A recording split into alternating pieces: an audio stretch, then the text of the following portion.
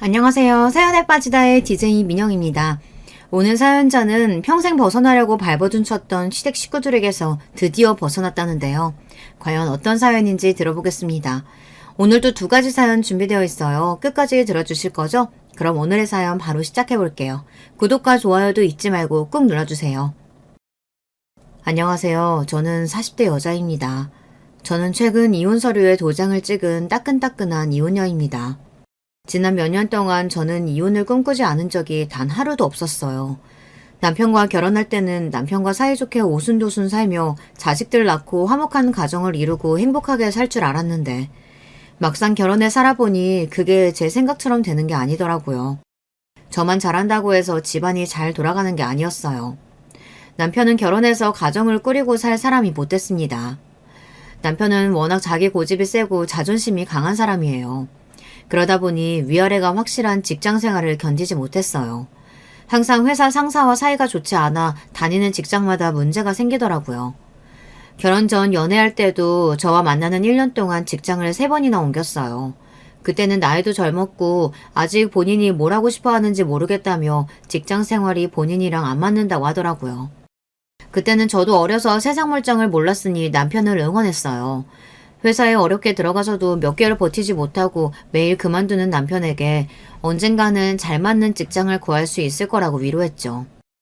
그런데 이게 나이를 먹고서도 변하지를 않으니 힘들더라고요. 결혼 이후 남편은 작은 패션 회사에 들어갔어요. 결혼하고는 정신 차리고 가장으로서 열심히 살겠다고 해서 그 말만 철떡같이 믿었었는데 사람은 원래 변하는 게 아니더군요. 처음엔 패션 회사가 적성에 잘 맞고 사람들도 괜찮은 것 같다고 하더니만 어느 날 갑자기 회사를 그만뒀다면서 짐을 다 싸서 들어왔더라고요.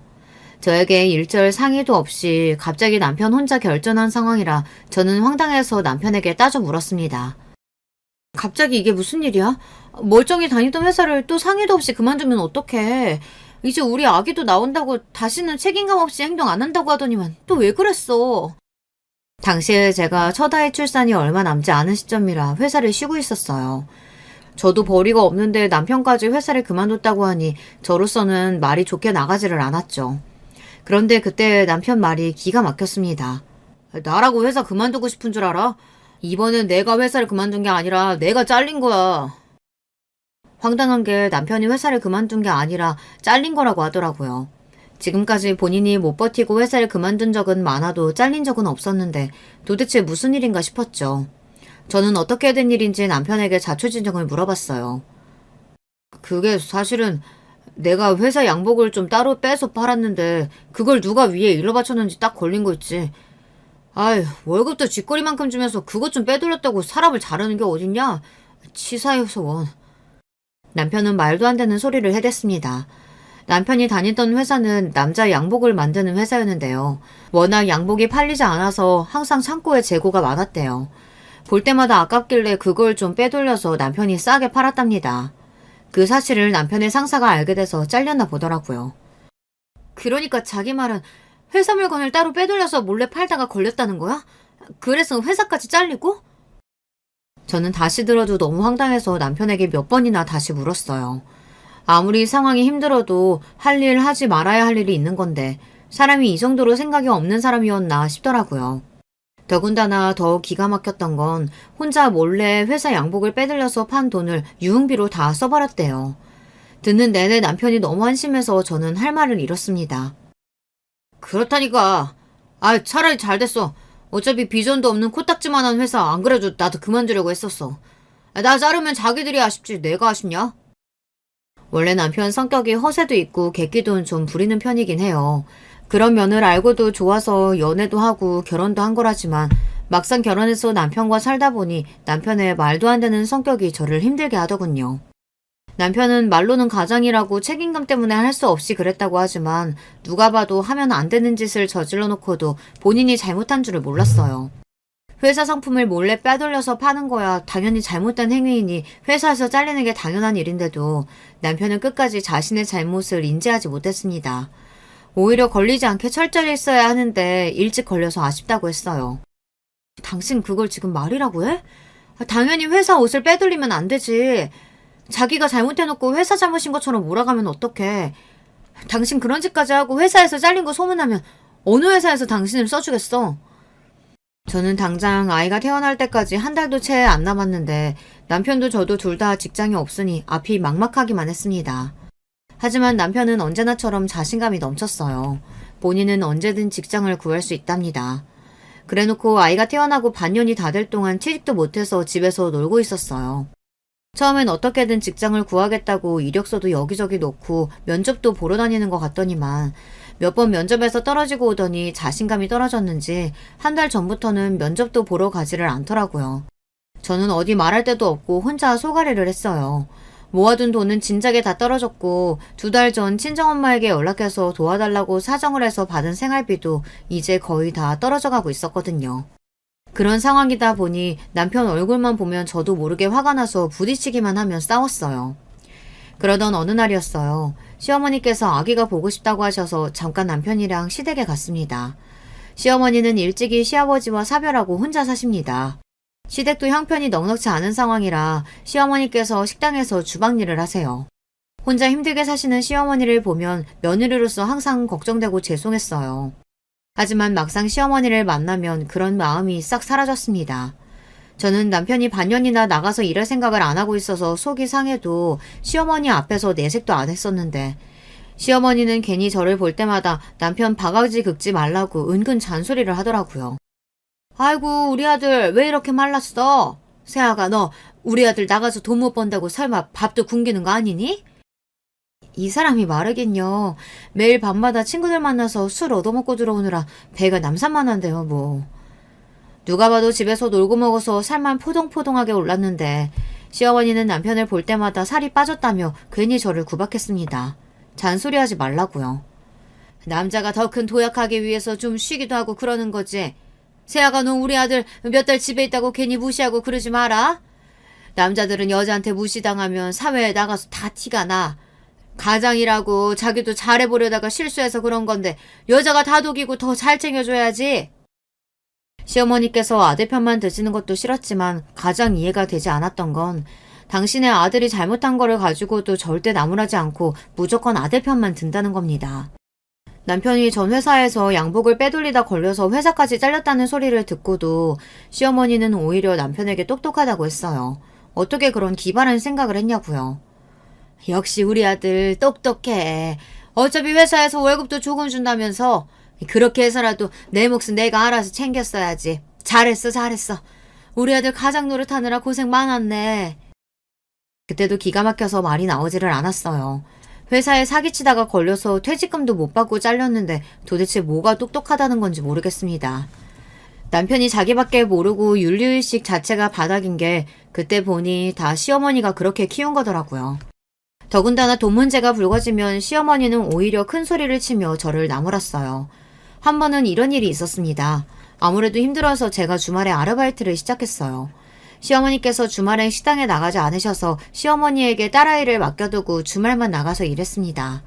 저도 웬만해서는 시어머니에게 아이를 맡기고 싶지 않았지만 방법이 없었어요. 남편에게 맡기고 나가고 싶어도 주말이면 친구들 만나야 한다고 매일같이 나가기도 했고 시어머니도 절대 남자한테 애 맡기는 거 아니라고 차라리 본인이 봐주시겠다고 했어요.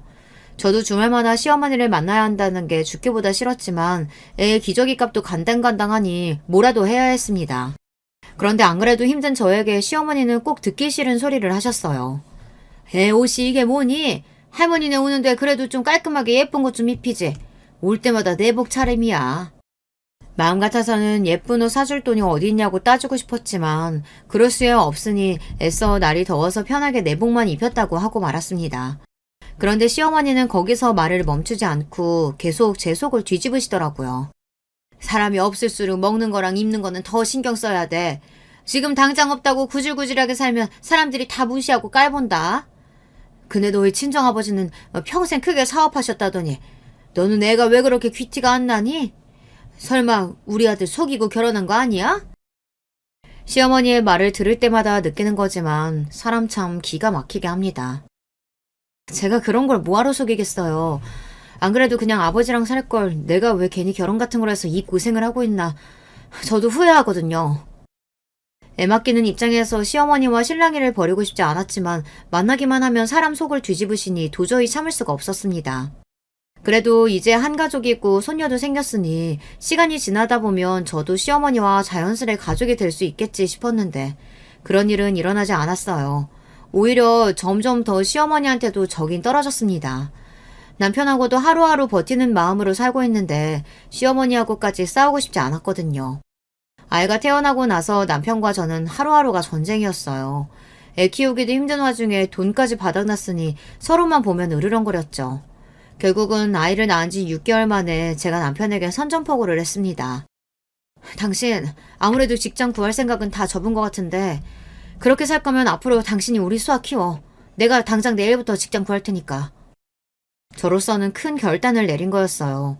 그때까지도 아이 모유를 직접 먹이고 있었는데 이대로 있다가는 우리 세 식구 거리에 나앉을 것 같아 애를 남편에게 맡기고라도 나가서 벌어야겠다 싶더라고요. 그때까지도 남편이 집에 있어도 딸 육아에 전혀 관심이 없었기 때문에 지금이라도 육아에 참여하라는 이야기였습니다. 저라도 나가서 벌어야 먹고 사니까요. 그런데 제 말에 남편이 하는 말이 가관이었습니다. 남자가 어떻게 애를 키워? 애는 엄마가 키우는 거지. 엄마 젖 먹는 애까지 떼어놓고 애 엄마가 돈 벌러 나간다는 게 말이 되는 소리야? 그럼 어떡하란 말이야. 이제 진짜 생활비 하나도 없어. 당신이 나가서 안 벌면 나라도 나가서 벌어야지. 그럼 어떡해. 저는 그동안 가슴에 쌓여있던 울분이 폭발했습니다. 별말이 아닌데도 말을 내뱉을 때마다 눈물이 저절로 흘렀어요. 에이, 없기는 뭐가 없어. 장모님 계시잖아. 나 아직 취직 못했다고 조금만 도와달라고 말씀드려봐. 하나뿐인 외동딸이 힘들다고 얘기하는데 당연히 들어주시겠지. 남편의 말에 저는 절로 미간이 구겨졌습니다. 지금 제 눈앞의 남자가 제 남편이라는 인간이 맞나, 내 딸의 아빠가 맞나 싶더라고요. 남자 여자가 결혼하고 애까지 낳으면 서로의 바닥을 본다더니 이게 남편의 바닥이구나 싶었습니다. 당신 그걸 말이라고 해? 결혼할 때 우리가 어떻게 결혼했는지 잊었어? 친정 부모님이랑 인연 끊고 살기로 해놓고 이제 와서 엄마한테 또 돈을 달라고 하라고? 당신이 그러고도 주아 아빠야? 내 남편이 맞냐고! 아니, 당신이 저번에 장모님 찾아가서 생활비 받아왔다길래 나는 또 장인 장모님이랑 화해한 줄 알았지. 세상에 자식 이기는 부모 없다는데 우리 그냥 장인 장모님께 도와달라고 하자. 자기가 연락하면 장인 장모님도 좋아하실 거야. 순간 간신히 붙잡고 있던 이성의 끈이 빠지지 끊어지는 느낌을 받았습니다. 그전까지는 그래도 내가 좋아하던 사람이고 내 딸의 아버지니 웬만해서는 다 참고 넘어갈 수 있었어요. 그런데 그날은 제 한계가 여기까지라는 걸 바로 알겠더라고요. 아마 그날이었던 것 같아요. 이 남자와 나는 앞으로 부부로 살 날이 길지 않겠구나. 이런 남자에게 나와 내 딸의 인생을 맡길 수는 없겠구나 하는 마음이 들었어요. 저는 남편과 결혼하겠다고 결심했을 때 포기한 게 많아요. 사실 남편과 결혼하겠다고 우리 집에 데려갔을 때 친정아버지께서 남편을 반대했어요. 친정아버지는 사업을 오래 하신 분이라 반무당이나 다름없어요. 사람 눈만 봐도 어떤 사람인지 아신대요. 친정아버지는 남편을 보자마자 몇 가지 질문만 하시고는 고개를 절레절레 흔드시더니 남편에게 그만 돌아가라고 했습니다. 결혼은 절대 안 된다고요. 남편이 앞에 있으니 이유를 설명하시진 않았지만 그날 남편이 돌아가고 나서 저를 불러 당장 남편과 헤어지라고 했어요. 당시에 저는 너무 억울했어요. 제가 남자를 만날 때마다 한 번도 아버지께서 마음에 든다고 하신 적이 없었기에 결혼도 쉽게 허락하시지 않을 거라는 거야 알고야 있었지만 남편을 앞에 두고 바로 결혼은 안 된다고 단호하게 이야기하실 줄은 몰랐거든요. 아무리 아버지가 생각하는 사회 조건에 부합하지 않아도 그렇지 그 사람도 그 집에서는 귀한 자식인데 사람을 앞에 두고 결혼은 안 된다, 포기하고 돌아가라 그렇게 말씀하시는 건 너무하신 거 아니에요? 아버지는 워낙 사람 조건을 중요하게 생각하시는 분이에요. 아버지가 대대로 사업가 집안에서 어려서부터 풍족하게 자라났습니다. 그러다 보니 뼛속까지 사업가예요. 집안이니 학벌이니 별거 아니라고 서로 달라도 극복할 수 있다는 말을 아버지께서는 제일 싫어했어요. 그래서 하나뿐인 딸인 저도 아버지처럼 자라기를 바라셨죠. 그래서 항상 비슷한 조건의 사람들과 어울리게 했어요. 학년이 바뀔 때마다 친구도 가려 사귀게 했습니다. 집안 사정이 좋지 않거나 부모님 사이가 좋지 않은 친구하고는 어울리지 말라고 저에게 그렇게 대놓고 이야기하시기도 했어요. 살다 보면 가정교육이 얼마나 중요한지 알게 돼 있어. 하나를 보면 열을 안다고 부모가 변변하지 못하면 그 자식도 뻔하지. 어린 저는 아버지의 그런 점이 너무 싫어서 항상 아버지와 부딪혔습니다. 우리 집 가정교육은 얼마나 훌륭하다 그래요? 우리 집은 돈만 많았지 아버지가 독재자처럼 뭐든 마음대로 하잖아요. 저거 복에 겨운 소리 하는 것 좀 봐. 네가 아직 어려서 몰라서 그러는데 아버지 그늘 밑에 살 때가 행복했구나 하는 날이 분명히 온다. 고등학교 때까지는 어쩔 수 없이 아버지의 의지를 움직였지만 20살이 돼서부터는 다 제 마음대로 했습니다. 대학도 아버지께서 권유한 대학을 가지 않고 제가 원하는 대학을 갔어요. 기숙사가 있는 대학에 들어가서 아예 집을 나가버렸습니다. 그때는 아버지의 간섭이 그냥 싫어서 하루라도 빨리 벗어나고 싶었거든요. 아버지와 본격적으로 틀어지기 시작한 게 그때부터였을 거예요. 성인이 됐다고 더는 아버지의 말대로 움직이지 않는 저를 아버지도 결국엔 내팽개쳤거든요. 저게 아주 곱게 자라서 세상 물정이라고는 모르지. 좋아! 나도 내 말 안 듣는 자식은 필요 없다. 대학도 다 네 맘대로 결정해서 갔으니 앞으로 일점 내 돈 받아서 쓸 생각하지 마. 네가 벌어서 네가 알아서 써. 제가 고집이 왜 세겠어요. 아버지를 똑 닮아 고집이 센 겁니다. 아버지도 한번 내뱉은 말은 절대 바꾸지 않으시기 때문에 20살이 되자마자 집을 떠난 저를 신경 쓰지 않았어요. 그때부터 독립해서 혼자 힘으로 대학도 다니고 먹고 살았습니다. 물론 저와 아버지 사이에서 항상 힘들었던 어머니께서 아버지 몰래 많이 도와주기는 하셨지만 결혼은 달랐어요. 아버지께서 반대하셔도 항상 제 편이었던 어머니마저 결혼은 조금 더 신중하게 생각하라고 설득하셨습니다. 학벌이든 직업이든 뭐 하나라도 내세울 게 없으면 집안이라도 멀쩡해야지. 아버지도 없이 홀어머니인 거도 마음에 안 들어 죽겠는데. 뭐? 식당 주방에서 일해? 도대체 네가 뭐가 아쉬워서 그런 집에 시집을 가서 고생을 해? 그냥 아빠랑 사는 게 훨씬 낫지. 아버지 말씀이 맞아. 네가 몰라서 그렇지 시어머니 자리로 홀어머니 그거 쉬운 거 아니야. 엄마는 무엇보다 우리 딸이 고생하고 사는 거 싫어. 당시에는 부모님 말씀이 하나도 귀에 들어오지 않았습니다. 제가 사랑하는 사람인데 조건이 어떻든 그게 뭐가 중요한가 싶었어요. 시댁이 힘들면 제가 더 열심히 노력해서 뭐든 극복할 수 있을 줄 알았거든요. 제가 그 정도로 순진했습니다. 좋아하는 사람이랑 자식 낳고 사는 건데 고생할 게 뭐 있어. 나는 우리 자기랑 결혼하면 뭘 하든 행복하게 살 수 있어. 으이그 저 배알도 없는 년. 남자한테 미쳐서 부모 말도 안 듣고 혼자서 알아서 살겠다 이거지? 그래. 어디 한번 너 혼자 나가서 살아봐라. 어쩌면 그때라도 제가 한 번 더 신중하게 생각했더라면 남편과 결혼하지 않을 수도 있겠다라는 생각을 종종 하고는 합니다. 변명이라고 해보자면 아버지께서 저와 남편의 사이를 강하게 반대하시는 바람에 저와 남편 사이가 더 불이 붙었는지도 몰라요. 제가 평생 이해하지 못했던 아버지가 남편은 별로라고 저더러 잘못 골랐다고 하시니 저도 오기가 생겨서 어떻게든 더 남편과 결혼하려고 했는지도 모릅니다. 제가 아버지의 반대까지 무릅쓰고 부모님과의 인연까지 끊어가며 남편과 결혼한 이유는 무엇보다 화목한 가정을 만들고 싶어서였어요. 아버지처럼 권위적이지도 않고 어머니처럼 남편만 떠받들며 사는 가정은 행복하지 않았으니까요. 그래서 남편처럼 자유분방하고 저를 많이 아껴주는 남자와 살면 행복할 줄 알았습니다. 그런데 남편은 그런 사람이 아니었어요. 부끄러운 줄도 모르고 잘못된 행동을 아무렇지 않게 하며 남에게 피해주는 걸 전혀 미안해하지 않는 사람이었어요. 양복 빼돌려서 팔다가 회사 잘린 지 얼마나 됐다고 또 사고를 쳤습니다. 어느 날이었어요. 자기가 나가서 돈을 벌었다고 웬일로 생활비를 주더라고요. 매일 친구들 만나 술만 먹고 다니는 줄 알았더니 그래도 일하기는 하고 다녔나 보더라고요. 매일 친구들 만나서 놀러 다니는 줄 알았더니 이 돈은 뭐 해서 번 거야? 취직이라도 했어? 에이, 내가 우리 집 가장인데 설마 당신하고 우리 수아 굶어 죽이겠어? 당분간 아는 사람이 하는 매장에서 일 좀 도와주기로 했으니까 걱정하지 마. 남편의 입에서 나온 당분간이라는 말이 거슬렸지만 그래도 집에서 노는 것보다야 훨씬 나으니 저도 군소리 안 하고 열심히 하라고 했습니다. 그런데 그 일이 화근이 됐어요. 며칠 뒤 경찰서에서 연락이 왔습니다. 남편이 경찰서에 있다고요.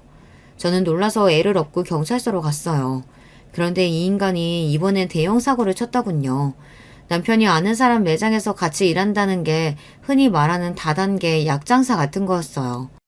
그것도 사업자도 없이 불법으로 노인들에게 영양제랑 식품들을 팔았다가 그 불법적인 물건들을 사간 분 자녀의 신고로 잡혀왔더라고요.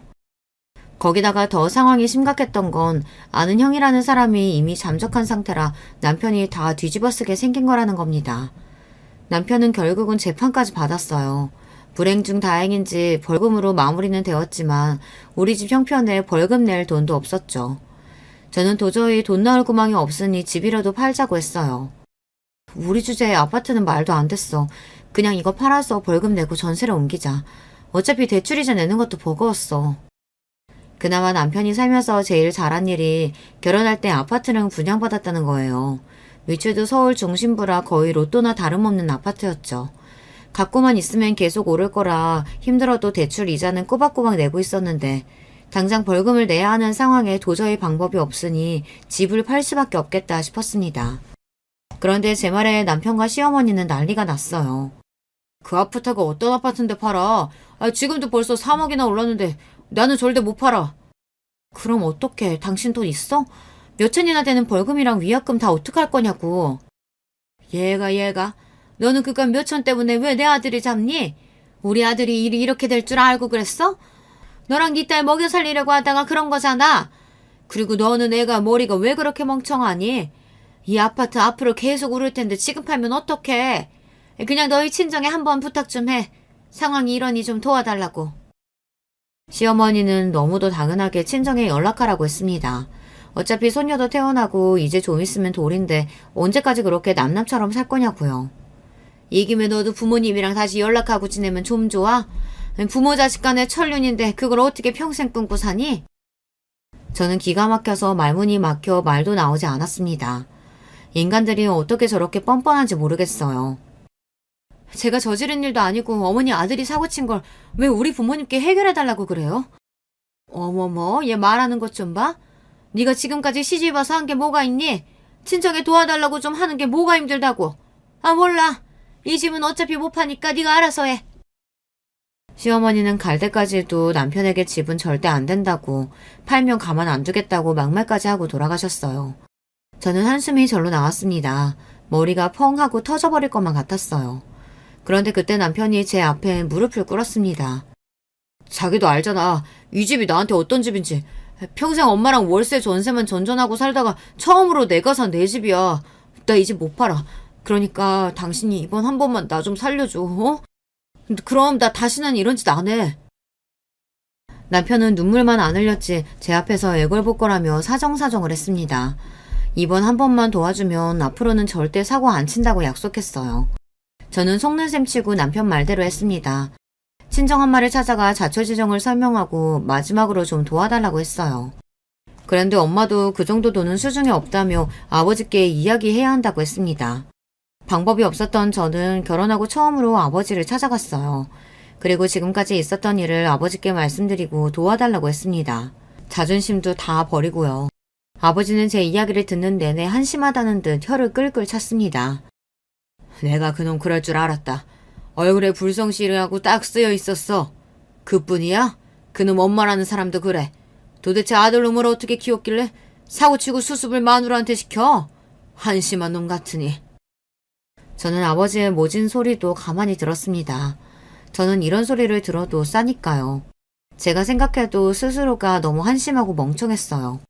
그래도 다행인 건 아버지께서 도와주셨다는 겁니다. 제가 아이를 낳았는데도 애를 보러 가지 않았으니 부모로서 미안한 마음을 담아 출산 선물로 해주는 거라고요. 그리고 다시는 이런 일로 찾아오지 말라고 하셨어요. 아버지의 성격을 아는 저로서는 이 정도만으로도 감사하다고 생각했습니다. 그런데 문제는 남편이었어요. 아버지께서 돈 문제를 해결해주자 제가 친정과 다시 사이가 좋아졌다고 생각했는지 남편은 저에게 상의도 하지 않고 아버지께서 운영하는 회사까지 찾아가 아버지를 만났습니다. 장인어른, 우리 수아가 조금 있으면 돌이에요. 그래도 하나밖에 없는 손녀 돌잔치에는 꼭 와주실 거죠? 남편이 친정아버지를 찾아간 명분은 하나뿐인 손녀 돌잔치를 핑계로 아버지와의 관계에 물꼬를 트고 싶었던 것 같아요. 그런데 저희 친정아버지께서는 호락호락하신 분이 아니다 보니 남편의 행동이 썩 유쾌하지 않으셨나 봅니다. 자네, 연락도 없이 다짜고짜 회사까지 찾아와서 지금 뭐 하는 건가? 내가 설마 딸내미랑 인연 끊으면서 앞으로 태어날 손주 생각도 안 하고 딸이랑 연 끊고 살았겠나? 나한테는 자식 없으니까 괜한 소리 하지 말고 나 바쁘니까 그만 돌아가게. 남편도 남편이지만 친정아버지도 대단한 분이세요. 남편 말대로 자식이라고는 저밖에 없으니 아버지에게 유일한 손녀가 태어난 건데 아버지는 일절 아이에 대해 궁금해하시지도 않으시고 남편을 쫓아내다시피 하셨대요. 그날 저녁 집에 돌아온 남편은 오히려 저에게 불쑥 화를 냈습니다. 장인어른 대단하시더라. 그렇게 좋은 집에 사시고 큰 회사도 운영하시면서 힘든 자식 좀 도와줄 수도 있지. 일절 안부도 한마디 안 물으시고 끝까지 우리 수아 이야기도 궁금해하지 않으시더라고. 안 그래도 애 키우면서 살림 걱정하느라 매일매일 저는 혼자 마음 졸이며 살고 있는데 그 와중에 남편이라는 인간은 친정아버지까지 찾아가 철없는 행동을 하고 왔다고 생각하니 저는 화가 머리끝까지 났습니다. 안 그래도 육아 스트레스에 시어머니 시집살이에 힘들어 죽겠는데 남편까지 저를 도와주지 않으니 너무 힘들더군요. 지금까지 말 한마디 없다가 우리 아버지는 갑자기 왜 찾아간 거야? 당신은 자존심도 없어? 아버지가 당신 조건만 보고 무작정 반대했었는데 보란듯 잘 사는 모습 보여주고 싶지 않냐고. 남편은 최악 중 최악이었어요. 제가 나가서 일하겠다고 해도 애 보기 싫어서 절대 안 된다고 본인이 알아서 하겠다고 하더니만 결국은 매일 사고만 치더니 생각해낸 게 저희 친정아버지 회사까지 찾아간 거였나 봐요. 내가 나만 잘 먹고 잘 살자고 그랬어? 어차피 당신 부모님인데 힘들 때 좀 도와달라고 손 벌릴 수도 있지. 아 몰라. 우리 수아 돌잔치 때 장인 장모님 꼭 오시게 할 거니까 자기는 그냥 두고 봐. 남편이 저 정도로 뻔뻔한 사람인 줄은 몰랐는데 사람이 궁지에 몰리니 본색이 드러나더라고요. 남편은 이제 애도 태어났는데 분명 저희 친정 부모님이 끝까지 외면하시지는 않을 거라고 했어요. 그런데 남편 생각이 아주 다른 것만은 아니었습니다. 남편이 직장에서 상사한테 아부는 잘 못해도 장인 장모님 설득하는 건 곧잘 했는지 친정 부모님께서 아이 돌잔치날에 오셨어요. 그리고 더 신기했던 건 아버지의 반응이었습니다. 돌잔치가 끝나고 저와 남편에게 오시더니 남편에게 다음 주부터 회사로 출근하라고 했습니다. 애도 있는데 영 형편이 좋은 것 같지 않으니 내가 회사에 자리는 하나 만들어주네만 그렇다고 자네를 내 사회로 인정한 건 아니야. 감사합니다. 저 정말 열심히 할게요, 장인어른. 지켜봐 주세요. 손녀를 직접 보자 아무래도 친정아버지의 마음이 좋지 않으셨는지 큰 결심을 하신 것 같았어요. 저는 남편에게 신신당부를 했습니다. 아버지께서 어려운 결정을 하신 거니 성실하게 생활하라고요. 그래도 남편도 아예 생각이 없는 사람은 아닌지 아버지 회사는 성실하게 다녔어요. 들어가서도 별탈 없이 3년 넘게 잘 다녔습니다. 남편이 아버지 회사에서 일하는 동안 아버지도 점점 마음을 열어서 자주 왕래하고 지냈어요. 명절 때 같이 여행도 가고 생신 때 찾아뵙기도 했습니다. 확실히 부모님과 왕래하면서 지내니 저도 마음이 놓였는지 바로 둘째가 생기더라고요. 둘째가 생기고 나서는 친정엄마가 자주 집에 와서 도와주셔서 저도 슬슬 직장을 구하려고 하고 있었어요. 이제야 제가 꿈꾸던 화목한 가정에 가까워지고 있다는 느낌이 들었어요. 그러던 중 생각지도 못한 일이 생겼습니다. 친정아버지께서 갑작스레 돌아가셨어요. 저와 어머니는 전혀 모르고 있었는데 친정아버지께서 몇 개월 전 두통이 너무 심해서 병원을 찾았다가 뇌에 작은 종양이 발견돼서 급하게 수술해야 한다고 했더라고요. 그런데 아버지는 수술을 받지 않으셨습니다. 그러고는 몇 개월 뒤 출근하시는 길에 쓰러지셔서 돌아가시게 된 거예요. 아버지께서 돌아가셨다는 사실이 믿기지도 않는 상황에서 시간은 잘만 흘러갔습니다. 저와 어머니는 슬픔을 제대로 추스리지도 못한 채 아버지 장례를 치러야 했어요. 그런데 장례식이 마무리될 즈음 아버지의 담당 변호사가 찾아왔는데 가족들에게 믿기지 않는 이야기를 했습니다. 글쎄 친정아버지께서 당신이 돌아가시면 회사를 제 남편에게 물려주라고 했다는 겁니다. 저는 제 두 귀로 듣고도 믿기지 않아 변호사에게 몇 번이나 다시 확인했습니다. 그게 사실이냐고요. 그 순간 남편이 미소를 지으며 주먹을 불끈 쥐던 모습이 아직도 제 눈에는 생생합니다.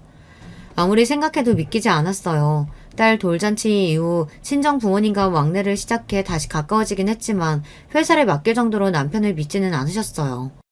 그런데 놀랄 일은 거기서 끝이 아니었습니다. 아버지의 유언장 내용이 공개되고 나자 남편과 시어머니 행동이 기가 막혔다는 겁니다. 남편은 잔뜩 올라간 어깨로 기고만장해선 전보다 더 제 앞에서 재수없게 굴었어요. 당신 나한테 매일 잔소리하고 무시했지? 이거 봐, 내가 그동안 장인어른께 얼마나 잘했으면 그 독한 장인어른이 제일 아끼는 회사를 나한테 넘겼겠어. 아무래도 이상해. 항상 아버지는 본인이 아닌 이상 회사는 무조건 전문 경영인에게 맡긴다고 하셨는데. 저는 아무리 생각해도 이해가 되지 않았습니다. 그런데 그때였어요. 남편이 갑자기 욱하더니 기분 나쁘다는 듯 저에게 큰 소리를 쳤습니다. 당신 지금 그거 무슨 뜻이야? 아버지께서 결정한 일이 마음에 안 들기라도 한다는 거야? 내가 회사 물려받는 게 이상하다는 거냐고. 그거야. 평소 아버지께서 당신을 탐탁지 않아 하셨으니까 이해가 안 돼서 그러지. 남편의 태도에 저도 욱해서 소리를 지르고 말았습니다. 제 말에 남편이 마음이 많이 상했는지 인상을 팍 구긴 채 집을 나가버렸어요. 제가 말이 심했나 싶기도 했지만 남편이 저러는 게 어디 하루 이틀인가 싶어 그냥 그러려니 했습니다. 어찌됐든 살아생전 아버지께서 남편을 좋아하지 않았던 것처럼 보였지만 그래도 하나뿐인 사위라고 마지막으로 한 번쯤은 믿어보시려고 하신 건가 싶은 마음도 들었습니다. 제 입장에서는 아버지께서 평생 일궈낸 회사를 남에게 주느니 남편이 맡아서 해보는 게 나쁘지 않다고 생각했으니까요. 그런데 얼마 뒤 충격적인 일이 벌어졌습니다. 어느 날 시어머니께서 불쑥 저를 찾아왔어요. 그러더니 제 앞에 이혼 서류를 내밀었습니다. 너 우리 아들 매일 무시했지? 우리 아들도 이제 회사 대표라 이거야. 이제 우리 아들한테도 너 같은 거 필요 없으니까 당장 이혼 서류에 도장 찍어라. 저는 이게 도대체 무슨 일인가 싶어 어안이 벙벙했습니다. 이건 또 무슨 상황인가 싶었죠. 어머님, 갑자기 찾아와서 뭐 하시는 거예요? 애들 아빠가 본인이 잘나서 회사 물려받던 것도 아니고 우리 아버지가 접어서 물려주신 건데. 옛말에 뭐로 가도 서울만 가면 된다라는 말이 있어. 어쨌든 우리 아들 앞으로 물려받았으니까 우리 아들 거야. 시어머니의 말도 안 되는 억지에 저는 웃음이 다 튀어나왔습니다. 아버지 회사도 물려받았겠다. 이제는 저랑은 볼일 다 봤으니 이혼이라고요? 애들 아빠도 같은 생각인 거죠? 당연하지. 우리 아들이 너한테 찔려도 진작 찔렸는데 너희 아버지 회사 하나 보고 지금까지 꾹꾹 참은 거야. 그거 아니었으면 너 버리고 다른 여자 만나도 진작 만났지. 가만 보면 남편이 시어머니를 그대로 빼다 박았어요. 무식해도 너무 무식한 게 둘이 똑같더라고요. 잘 됐네요. 안 그래도 제가 먼저 어떻게 말을 해야 하나 고민했었는데 어머니께서 먼저 말씀해 주시니 속이 다 시원하네요. 좋아요. 이혼하겠습니다.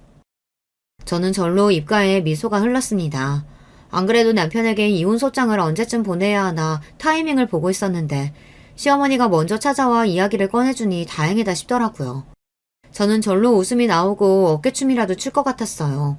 지난 제 결혼 생활들이 파노라마처럼 흘러가면서 지금까지 고생했던 자신이 다 기특하더라고요. 드디어 지긋지긋했던 남편과 시어머니에게서 벗어난다고 생각하니 금방이라도 하늘을 날 것 같았습니다. 제가 곧장 방으로 들어가 도장을 가지고 나와 이혼 서류에 도장을 찍었더니 시어머니는 의아하다는 듯 저를 빤히 바라보았어요. 너 되게 웃긴다. 지금 속으로는 똥줄 바짝바짝 타면서 애써 쿨한 척하는 거야? 너희 아버지가 아무리 부자라도 회사 하나 있는데 그마저 내 아들한테 넘어갔으니 너는 이제 거지꼴이나 다름없잖아. 근데 뭐가 좋다고 그렇게 연신 웃니? 시어머니는 고작 아버지 회사 하나 남편에게 넘어갔다고 제 수중에 아무것도 없는 줄 알더군요. 세상 물정을 모르는 건 제가 아니라 시어머니였습니다.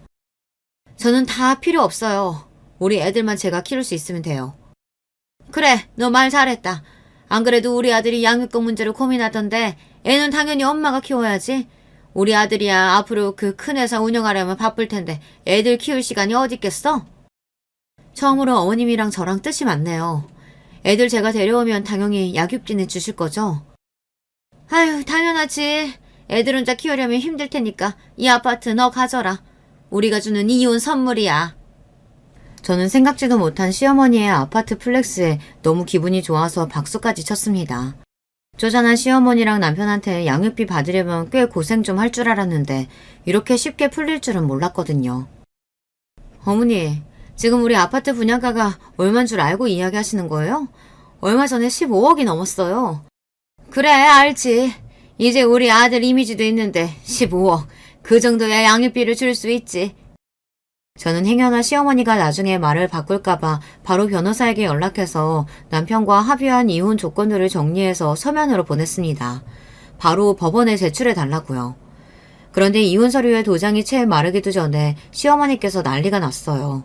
변호사와 통화를 마친 지 몇 분 되지 않아 시어머니께서 누군가와 전화통화를 하시더니 눈이 동그래져서는 저를 붙잡았습니다. 그러더니 하시는 행동이 기가 막혔어요. 애미야. 일이 꼬여도 단단히 꼬였나 보다. 내가 너한테 실수했다. 우리 이혼은 없던 일로 하자. 지금 당장 변호사한테 전화해. 이혼 안 할 거라고. 어머님, 또 왜 이러세요? 저는 이미 이혼하기로 다 결정했어요. 괜히 말 바꾸지 마시고 그만 돌아가세요.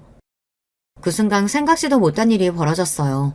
시어머니께서 갑자기 바닥에 무릎을 꿇고 앉았습니다. 그러더니 저에게 한 번만 봐달라고 애원까지 했어요. 어머님, 왜 이렇게까지 하세요? 어차피 저나 어머님이나 서로 갈 때까지 다 갔는데 이러신다고 해서 변하는 거 없어요. 애들 아빠가 잘못한 게 있으면 벌 받아야죠. 그래야 이 세상이 제대로 돌아가는 거 아니겠어요? 어머님이 뭐라고 하시든 저 이혼할 거예요.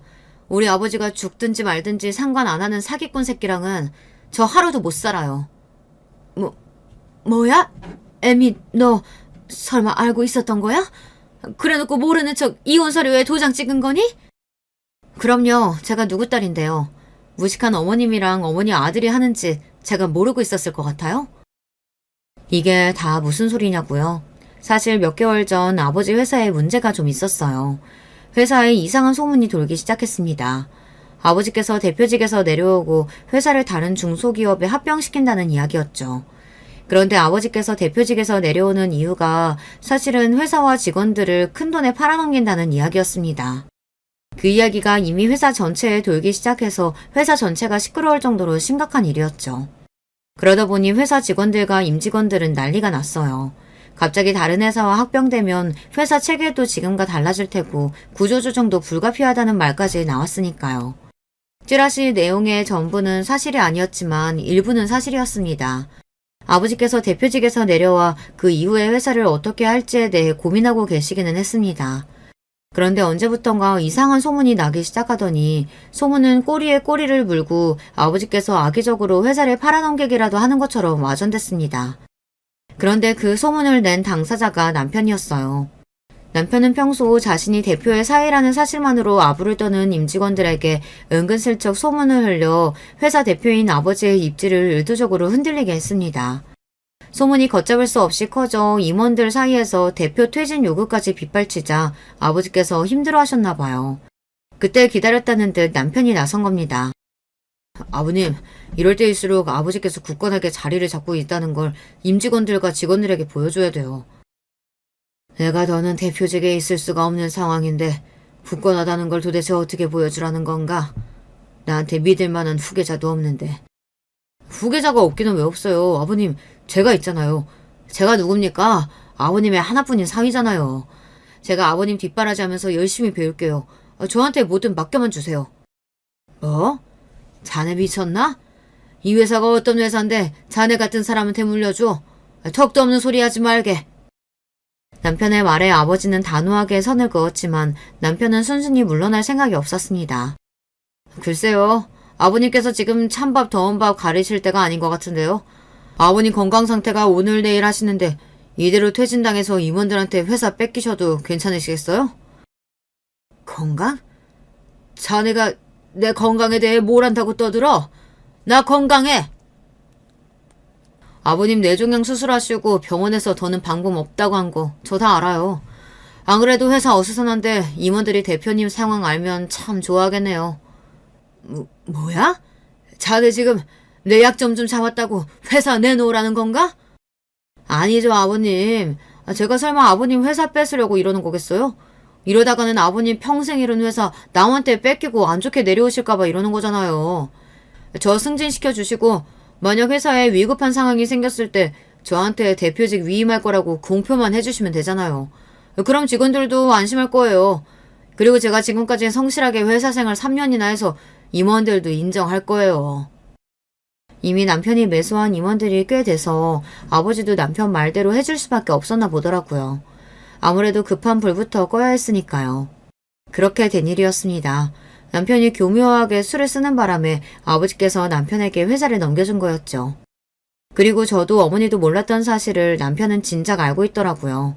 아버지께서 1년 전에 뇌종양 판정을 받고 가족들 모르게 출장을 간다고 하시고는 혼자 병원에 들어가 수술을 하셨는데 그 사실을 남편이 알게 된 겁니다.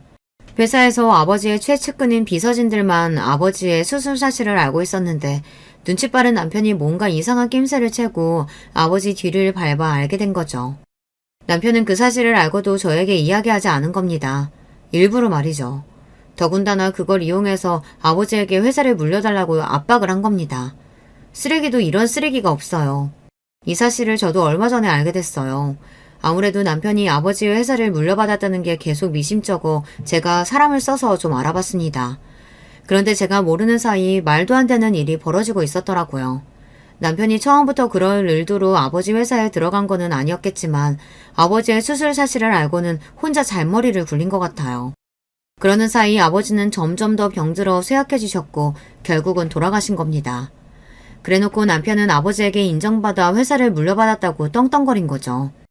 진실을 알게 된 저는 남편에게서 다시 경영권을 뺏어올 방법을 찾고 있었습니다. 남편이 의도적으로 소문을 흘리고 임직원들을 매수한 증거와 아버지의 뇌종양 사실을 진작 알고 있었다는 내용까지 다 찾아놓은 상태였어요. 그리고 남편과 이혼할 계획도 세우고 있었습니다. 그러던 중 시어머니가 중간에서 기다리지 못하고 푼수짓을 한 거죠. 그런데 때마침 제가 회사를 다시 찾아오려고 하고 있다는 정보를 남편이 알게 된 거예요.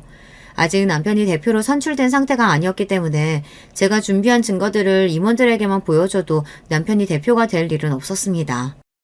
그리고 애초에 회사를 다른 회사에 넘기려고 한 일이 없었기 때문에 남편의 대표직 선출은 다 무효로 할 수 있었어요. 그 이야기를 들은 남편이 시어머니에게 급하게 연락한 거죠. 저와 이혼할 수 없다고요. 하지만 저는 남편과 이혼했습니다. 그리고 당연히 남편도 회사에서 쫓아냈어요. 물론 그 과정이 순탄하지는 않았습니다. 합의 이혼이 될 뻔한 저와 남편의 이혼은 결국은 소송으로 이어졌어요. 물론 이혼이 어렵지는 않았습니다. 남편에게는 귀책 사유가 많아도 너무 많으니까요.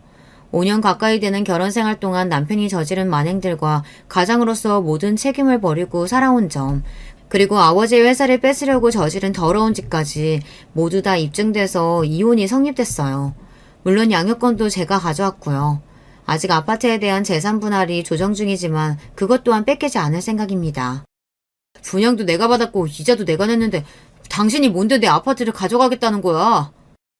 남편은 끝까지 뻔뻔하게 굴었습니다. 하지만 시어머니는 달랐죠. 너 이놈 새끼 조용히 안 해?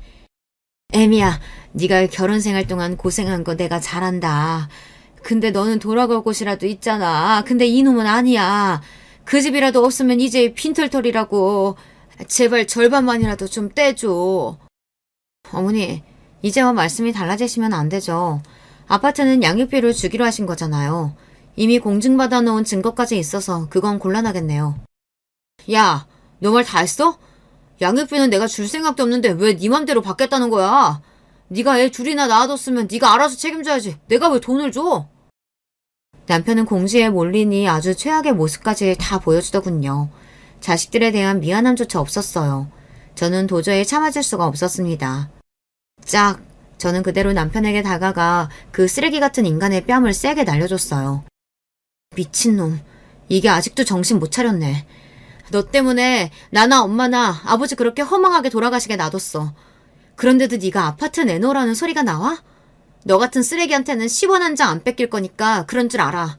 다시는 내 앞에 나타나지 마. 저는 남편이나 시어머니의 얼굴을 보고 싶지 않아 그 이후부터의 모든 소송은 변호사에게 일임했습니다. 그 이후에도 남편이나 시어머니가 저에게 계속해서 전화를 걸어댔지만 저는 일절 받지 않았어요. 모든 변호사를 통해 이야기하라고 했습니다. 이번 일을 통해 저는 확실히 알았습니다. 사람은 가정교육이 참 중요하다는 걸요. 아무리 살기 힘들어도 사람이 할 일 안 할 일은 구분할 줄 알아야 하는 건데 애초에 기본 윤리의식에 만들어지지 않은 인간은 회생 불가능이었어요. 그 이후 아버지의 회사는 전문 경영인이 맡아서 운영하고 있습니다. 그리고 저는 아파트를 내놓고 아이들과 친정에 들어와 친정엄마와 살고 있어요. 아직 이혼이 뭔지 모르는 아이들을 볼 때마다 미안하기도 하고 가슴이 아프기도 하지만 그래도 저는 절대 이혼은 후회하지 않아요. 그런 인간이 아버지라고 있는 게 아이들에게는 더 안 된 일이니까요. 저는 앞으로 아이들을 잘 키우는 데만 온 힘을 다할 생각입니다. 애 둘 딸린 이혼녀가 된 저를 위해 위로의 댓글 많이 남겨주세요. 끝까지 저의 이야기 들어주셔서 감사합니다. 여러분의 가정에는 언제나 화목한 일만 가득하시길 바랄게요. 안녕하세요. 평소 유튜브를 즐겨보긴 하지만 이렇게 사연을 보내는 게 참 먹적히 느껴지네요. 하지만 제 사정에 대해 객관적인 얘기를 들어보고 싶어서 결심을 하게 되었습니다. 저는 50대 초반의 남자이고 경기도에 살고 있어요. 지인들 소개로 만난 아내와 결혼을 한 게 2002년이었고 그 다음 해에 딸을 낳았답니다. 둘이서 고군분투해가며 작은 집에서 열심히 살림하고 절약하고 살다가 얼마쯤 지났을까요? 딸아이가 어린이집을 다니던 시기부터 아내는 일을 시작하게 되었어요. 나중에 딸 유정이가 아파서 병원에 가야 할 때 아내와 번갈아 가면서 회사에 반차를 내고 데려가기도 하고 아무튼 참 쉽지 않은 일상이었답니다. 하지만 그러고 시간이 더 지나 갈수록 저는 아내의 경제활동이 마음에 안 들더군요. 이상할 정도로 묘한 불안감을 느꼈어요. 사실 이 부분에는 어떤 사건이 원인이 되긴 했는데요. 다 그런 건 아니라고 하지만 저의 직장에서 아주 안 좋은 사례를 보았기 때문이에요. 아내도 그 부분에 대해서 알고는 있었고 그걸 걱정하는 저에게 강력한 불만을 나타냈었어요. 당신 왜 자꾸 그런 걸 신경 써? 그건 당신의 회사 일이고 그 김 과장이라는 여자가 나쁜 사람이라 일어난 일이야. 아니, 솔직히 말해서 바람은 누가 혼자 피우는 거야? 여자 혼자 피우는 거냐고. 상대 남자는 없어? 왜 여자만 나쁜 것처럼 말해? 그 김 과장이 유부녀에 애도 둘이나 딸렸는데도 부장이랑 바람나서 도망갔으면 그건 그냥 그 사람들 일인 거야. 왜 나까지 일어나지도 않은 일에 의심을 받아야 해? 회사에서 일하는 여자들은 전부 남편 두고 회사 사람이랑 바람나는 거야? 이렇게 노골적으로 저에게 비판을 쏟아내는 아내의 반응을 보면서도 마음이 썩 놓이지는 않더라고요.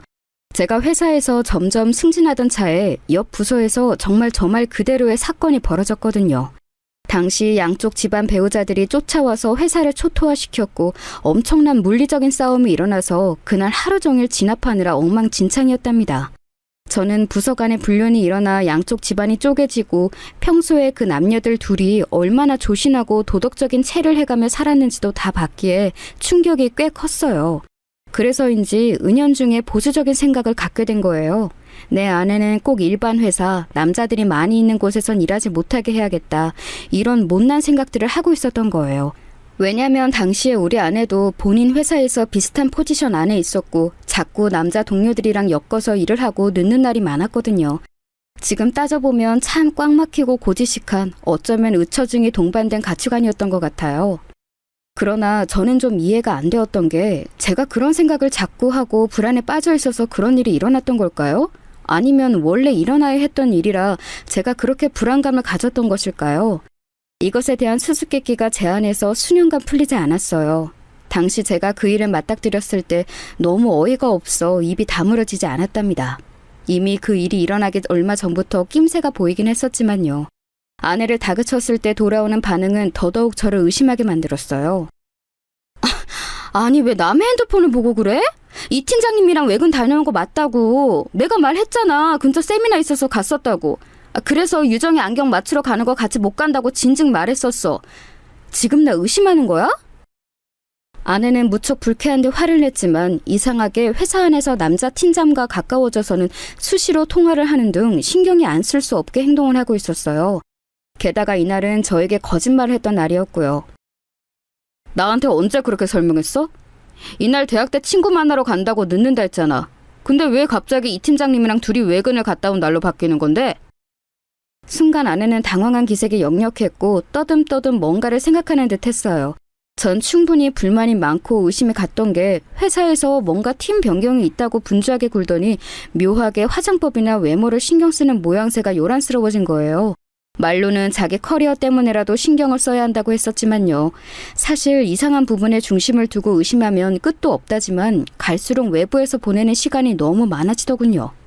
그러다가 이날은 저에게 거짓말을 하고 팀장과 외근을 갔던 것을 걸리게 되었고 우리들은 그 뒤로 계속해서 날이 선 상태로 마주하게 되었어요. 게다가 가족 야유회가 있어서 참가했던 날 제가 마주친 이 팀장이라는 녀석은 지 가족들이 멀찍이서 보고 있는데도 이상하게 굴더군요. 아주 눈에 띄게 저를 조롱하는 모습을 보니 이놈은 우리 아내랑 뭔가 있는 게 분명해 보였어요. 아, 윤 대리님 남편분이시구나. 말씀 많이 들었어요. 근데 그렇게 아내가 직장 생활하는 거에 대해 불만이 많으시다고 들었어요. 아이고, 힘들겠다, 우리 윤 대리님. 남편분이 모르셔서 그렇지 윤 대리님 진짜 능력자예요. 따낸 일들이 얼마나 많고 여기서 인정을 많이 받고 있는데요. 좀 살살 놔주세요. 누가 알아요? 나중에 남편보다 많이 벌어서 크게 생계에 일조할지. 그 뭐지, 남편분은 어디서 일하신다고 했더라? 아, 들었는데 까먹었네요. 이렇게 깐죽거리는 모습을 보니까 아주 짜증이 치밀어 오르는 거예요. 이날 내내 뿔이 나 있는 저를 대하며 아내도 같이 짜증을 냈고 딸아이는 그 사이에서 매우 불편해했었어요. 그리고 돌아와서도 아내랑 얼마나 싸웠는지 아내는 무고한 자기를 의심한다며 며칠을 짜증을 내며 일관했고요. 저는 그날에 느낀 인상이 너무 불쾌해서 아내를 쳐다보기도 싫었어요. 그렇게 냉전 중인 상태가 이어지고 급기야 홧김에 저는 아내에게 회사를 그만두라고 했어요. 당연히 아내는 싫다며 악을 바락바락 썼고요. 그러나 이때 부부 사이에 오가선 안 될 말이 있는데 그 말이 나와버리게 되었어요. 둘 다 이성을 잃을 수밖에 없겠더군요. 말도 안 되는 소리 하지 마. 당신 뭐 때문에 그만두라고 하는 건지 참 뻔한 일인데 그딴 일로 의심받는 와중에 직장을 그만두라고? 당신과의 사이를 생각했으면 생각했지 절대 회사는 안 그만둘 거야. 왜? 내가 당신이랑 비슷하게 벌게 생겨서 싫은 거야? 솔직히 말해봐. 내가 정말 언놈이나 바람날까봐 불안한 건지 아니면 당신만큼 경제력이 비슷해질까봐 싫은 건지 왜 사람이 자꾸 비겁하게 딴 핑계를 대? 순간적으로 저는 제 모든 정신 상태가 케어가 되지 않았던 것 같아요. 그도 그럴 게 그때까지 단 한 번도 저는 물리적인 힘을 아내에게 가해본 적이 없었어요. 근데 그때 어찌나 화가 났던지 이상한 놈과의 낌새를 추궁하는 저에게 다른 부분의 자존심을 누른 것을 견딜 수 없었나 봐요. 짝 하는 소리와 함께 아내의 눈은 번쩍 뜨였고 저 역시 제 손에 놀라 주춤하게 되었어요. 그런데 아내는 그런 저에게 화도 내지 않고 계속해서 이글거리는 눈으로 노려보더니 곧장 안방으로 들어가 우당탕 쾅쾅 소리를 내더군요. 당시 딸아이는 우리 본가에 놀러가서 자기 친척들이랑 있었고 저녁 10시쯤 제 여동생이 집으로 태워다 줄 예정이었어요. 시간은 저녁 7시쯤이었는데 그때 아내는 안방으로 들어가 엄청난 소리를 내며 뭔가의 일을 벌리고 있었어요. 일단 제 손의 움직임에 대해 저 스스로도 놀래고 자책을 하고 있던 터라 그때 아내가 단순히 뭔가 화풀이를 하고 해소한다는 정도로만 생각했는데요. 그런 수준의 일이 아니었어요. 얼마 안 되어 문을 귀가 찢어질 만한 소리로 쾅 열더니 자그마한 보스턴백에 뭔가를 잔뜩 우겨 넣어서 나온 거예요. 옷은 외출복 차림을 한 상태로 말이죠. 저는 그 상태를 슬쩍 봤음에도 차마 입을 열지 못하고 있는데 아내가 입을 열어 정말 조금의 정도 남아있지 않다는 말투로 차갑게 말하더군요. 나 아빠한테 가 있을게. 유정이한테는 내가 연락할 테니까 그렇게 하라. 나 이렇게는 당신이랑 못 살겠다. 뭐? 그게 무슨 말이야? 귀 없어? 말 못 들었어? 말했잖아 방금. 나 내비도 아무것도 하지 마. 아내는 그렇게 말을 하고는 신발을 대충 꾸겨 신더니 현관문을 부서져라 닫고 제 눈앞에서 사라졌어요. 이건 단순한 상황이 아니었고 아내는 저에게 선전포고를 한 셈이었어요. 바로 쫓아가지도 못하고 얼빠지게 보고 있던 저는 뒤늦게 전화를 걸었지만 아내는 절대 받아주지 않았어요. 이런 일은 우리 부부 사이에서 정말 처음 있는 일이라 도통 어떻게 해야 할지를 모르겠더군요. 머릿속에서 잘못했다는 걸 알고 있었음에도 어떤 행동도 더 취할 수가 없었어요. 어디다 의논할 곳도 없고 머리가 정말 터져나갈 것 같아서 근처 편의점에서 맥주를 사다가 마셨어요. 너무 괴로운 마음에 잘 먹지도 않는 그까지 술을 조금 먹고 잠깐 엎어져 있었나 봐요. 여동생이 배를 하도 눌러대는 통에 열어줬고 딸아이는 지 고모를 따라 우리 집에 왔더군요. 오빠 술 마셨어? 집안 꼴이 이게 다 뭐야? 언니는? 유정아, 이제 집에 들어가. 고모 간다. 여동생은 이렇게 자기 할 말만 하고 사라졌고 딸아이는 곧장 자기 엄마를 찾았어요. 저도 딱히 뭐라 할 말이 없어서 대충 둘러댔어요. 애도 피곤했는지 자러 들어갔고 저는 이런 일로 장인어른께 연락드리기도 뭐해서 밤새 뒤척이며 아내가 없는 밤을 그렇게 보냈어요. 하지만 그 다음 날부터 애는 지 엄마를 찾기 시작했고 저도 여간 초조한 게 아니었어요. 회사 가 있는 사이 전화했지만 아내는 전화를 여전히 받지 않더군요. 점심때쯤 되니 도저히 안 되겠어서 장인어른께 전화를 드렸는데 거기서 너무 놀라운 소리를 듣게 된 거예요. 뭐? 정미가? 정미가 여기를 왜? 전화 받은 게 없는데 무슨 소린가? 자네 뭐 부부싸움이라도 한 거야? 그럼 애가 어디를 갔단 말이야? 어제 안 들어왔다고? 이 말 그대로 본인 친정에 간다던 아내는 그곳에 가지 않았던 거예요. 가지 않은 채 집에도 들어오지 않고 어느 곳에선가 시간을 보내고 있다는 얘기였어요. 전 부랴부랴 아내 회사에 전화를 걸었고 곧장 찾아가서 만나려고 준비를 하던 차에 또 제 발걸음을 붙잡는 허망한 소리를 듣게 되었어요. 여직원이 전화를 받더니 희한한 말을 하는 거예요. 아, 윤 대리님이요? 안 그래도 저희 회사 지금 난리 났는데 연락이 도통 안 되세요. 남편분이라고 하셨죠? 전화도 안 받으시고 출근도 안 하셨어요. 근데 지금 거기뿐 아니라 아닙니다. 여기에 저는 왠지 모르게 뒤통수가 바짝 당기는 듯한 느낌이 들어 혹시 회사에 또 무슨 일이 있는 거냐고 재차 물었어요. 그랬더니 여직원은 망설이더니 자기도 정확한 건 모른다면서 이런 말을 하는 거예요. 그 말을 들은 저는 곧장 주저앉고 말았어요. 그게 아니 이런 말을 해야 하나? 근데 어떻게든 확실히 뭐든 상황이 돌아가는 걸 저희도 맞춰봐야 하니까요. 저희 지금 윤 대리님만 안 나오신 게 아니라 여기 이 팀장님도 안 나오셔서요. 거기도 지금 집에서 사모님이 난리시거든요. 연락 안 된다고. 일단은요, 연락되면 저희도 좀 알려주세요. 그럼 이만 끊겠습니다. 정말 머리 안에서 벼락이 치는 듯한 기분이 들었어요. 그리고 등에서 어찌나 땀이 솟아오르는지 불쾌하고 또 더러운 이상한 예감이 뱀처럼 저를 휘어감는 게 느껴지더군요. 아내가 안 들어오고 연락이 안 되는 것만으로도 불안하고 도통 상황이 이해가 안 가는데 제가 가장 두려워하고 질겁을 했던 상황과 연결이 되는 느낌이었어요. 왜 하필 그 시점에 그 경기를 일으킬 만큼 끔찍한 놈과 아내가 동시에 이런 꼴이 된 걸까요? 설마 하면서 눈을 감고 애써 이 연결고리를 끊어보려던 저는 아무리 노력해도 계속해서 들러붙고 마는 이 연결고리에 완전히 파김치가 되어버렸어요. 암만 생각해도 이 두 인간은 제 아내와 그 이 팀장이라는 놈은 뭔가 둘이 겹쳐있는 연결고리가 있는 거예요. 입 밖으로 머릿속 밖으로 정리하고 싶지 않은 문장이지만 그 둘이 지금 같이 있고 같이 어딘가로 사라져버렸다는 것. 이렇게 정리를 할 수밖에 없는 상황이었던 거예요. 저는 너무 분이 치밀고 머릿속이 혼란스러워 아무 말도 할 수가 없었어요. 거의 혼절할 듯 정신이 나가버려서 회사에 사정을 말하고 나왔고 일단 다시 집으로 들어와 아내가 나가버린 안방을 뒤엎어봤는데요. 뭔가 작정이라도 한 듯 핸드폰도 안방의 침대 이불 위에 아무렇게나 던져두고 나갔었더군요. 전날 저는 서재 쪽방에서 자느라 안방 상황이 그런지도 몰랐어요. 당연히 아내가 홧김에 그런 일을 했고 손을 댄 저도 최악의 인간이지만 어쨌든 어찌어찌 우리 아내 해피닝으로 끝날 거라고 생각했었어요. 그런데 생각보다 돌아가는 상황은 만만치 않아 보였어요. 전화를 두고 가다니 열어서 확인해보니 회사와 저로부터 그리고 장인어른 몇몇 거래처로 보이는 부재중 전화들이 숱하게 쌓여있더군요. 대체 아내는 어디로 어떻게 가버린 걸까요? 순간적으로 스치는 예감에 왠지 아내를 바로 마주해서 이 상황에 대해 질책할 수는 있을까 이런 불안한 느낌이 드는 거예요. 아내 얼굴을 마주하기까지 시간이 상당히 걸릴지도 모르겠다는 아주 기분 나쁜 예감이 들었어요. 그리고 그 예감은 정말 저라는 존재를 아주 샅샅이 조각내가면서 분해를 할 정도로 괴롭혀가며 맞아떨어지고 말았어요. 아내는 정말 기가 막히게도 그 후로 정말 장난 같은 그 세월 동안 우리 앞에 나타나지 않았으니까 말이에요. 대체 어떤 사람이, 아니 이 나라의 어떤 결혼한 남자가 이런 상황을 이해할 수 있을까요? 농담 아니라 정말 진실 그 자체로 제 아내는 저와 제 딸 앞에서 자취를 감춰버렸어요. 날짜를 잊지도 못하는 그 2013년 어느 날 저와 싸우고 제 실수가 있던 그날 밤에 짐을 아주 대충 챙겨서는 핸드폰도 집에 던져두고 사라졌어요.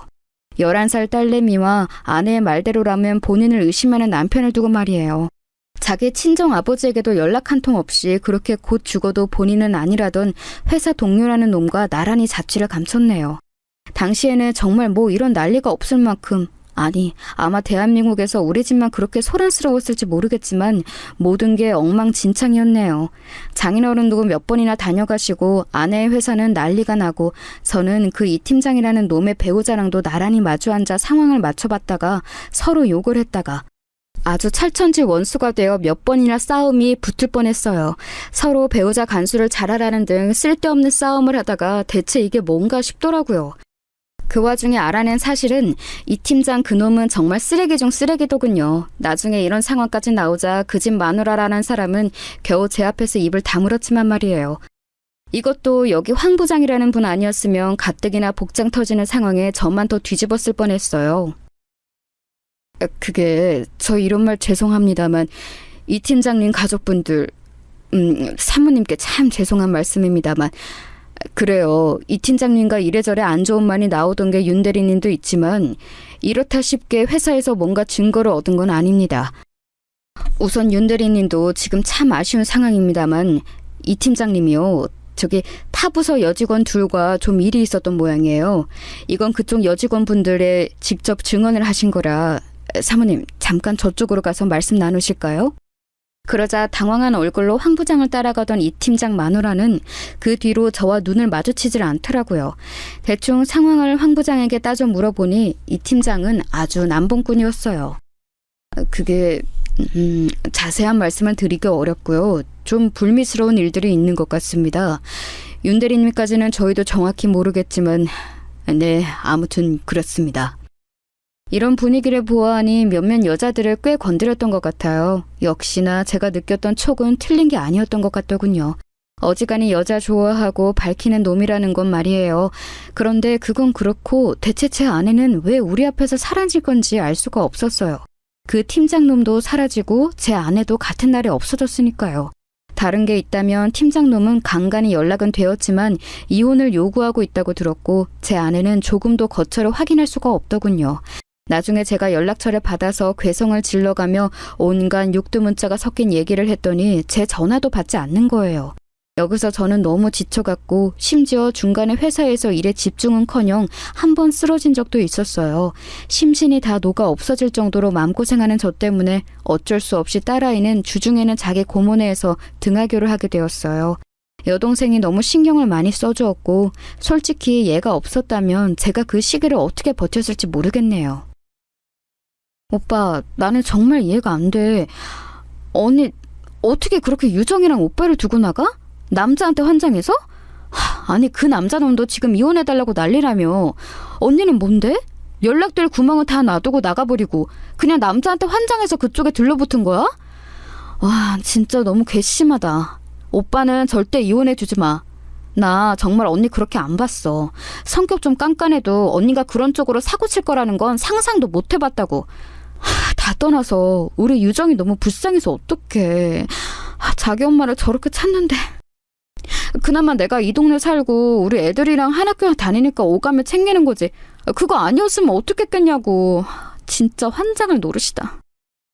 동생 말 맞다나 우리 집은 풍비박산이 나버렸고 혼자 살아가시는 저희 아버지를 비롯하여 장인어른까지 깊은 충격을 받으셨어요. 솔직히 인간된 마음으로 그렇게 시간이 하루하루 지나 몇 달이 되고 있는데 제가 제정신을 차릴 수 있었을까요? 너무 마음이 괴로워 회사도 그만두려는 저를 지금에 와서 생각해보면 너무 고맙게도 동료가 강력하게 말렸어요. 안 돼, 절대 안 돼. 그만두면 안 된다고. 살다 보면 별일 다 있는 거야.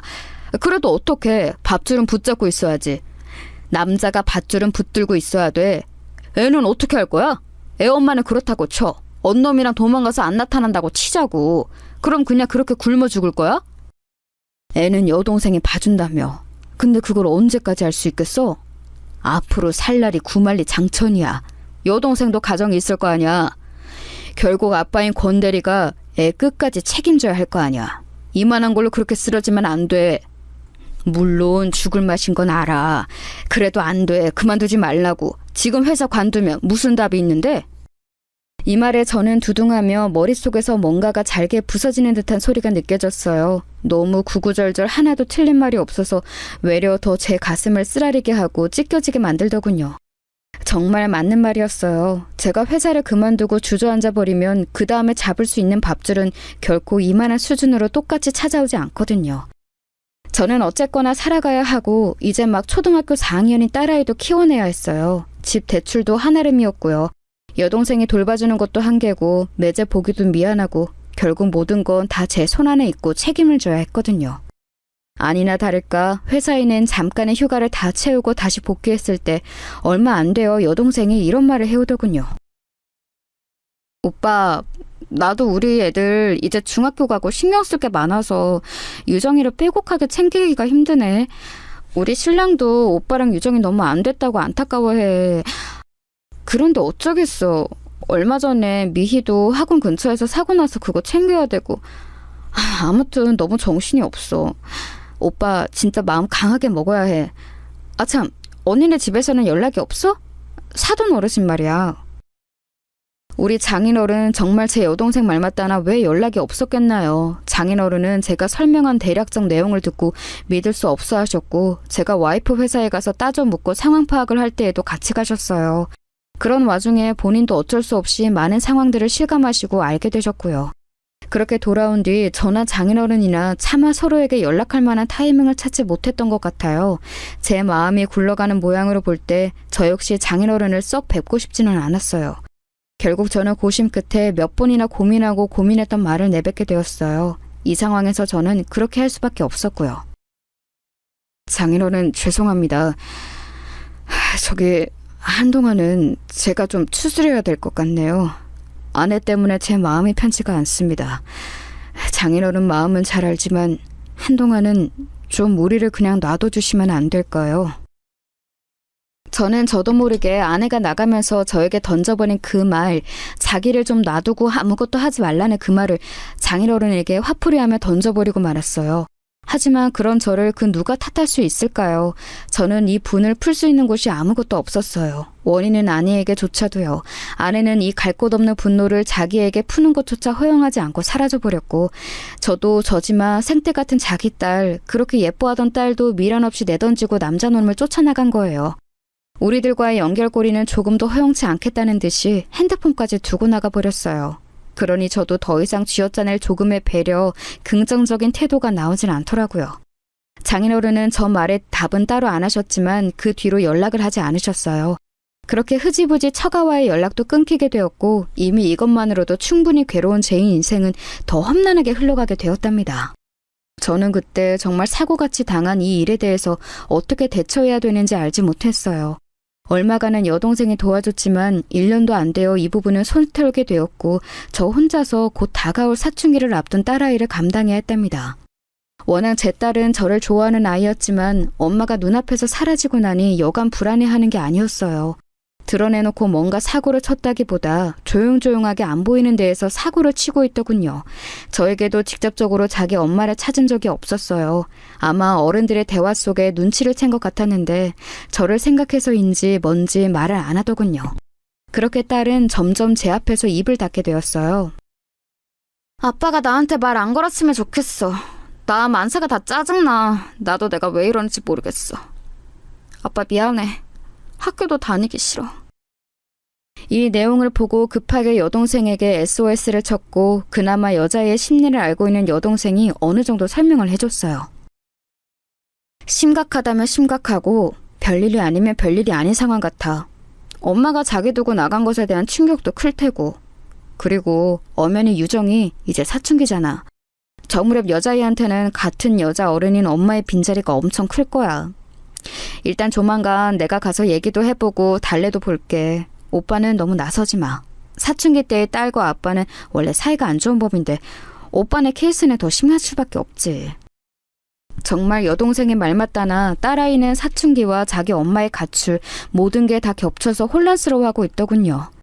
제가 말을 거는 것을 극도로 싫어하고 학교도 멋대로 빠지고 안 나가기도 하고, 어느 날은 방을 다 휘저어놓고 침대에 엎드려 울고 있고 매일매일 너무 지쳤습니다. 심지어 더 큰일을 저지르고 말았는데 그때 어울리던 친구들 한둘과 함께 보란듯이 가출을 해버린 거예요. 안 그래도 아내도 그런 식으로 나가버려서 큰 트라우마를 안고 살아가는 저에게 딸이 저지른 짓은 큰 충격이었습니다. 정말 염치불문하고 결국 여동생에게 한 번 더 알렸으며 극심한 스트레스와 빈혈로 쓰러진 저를 대신하여 찾으러 다녀주었네요. 나중에 자기 친척 언니들과 고모의 설득으로 인해 딸아이는 겨우겨우 돌아왔고요. 저는 그때 딸을 붙잡고 울며 사정을 했어요. 유정아, 아빠 진짜 너무 힘들다.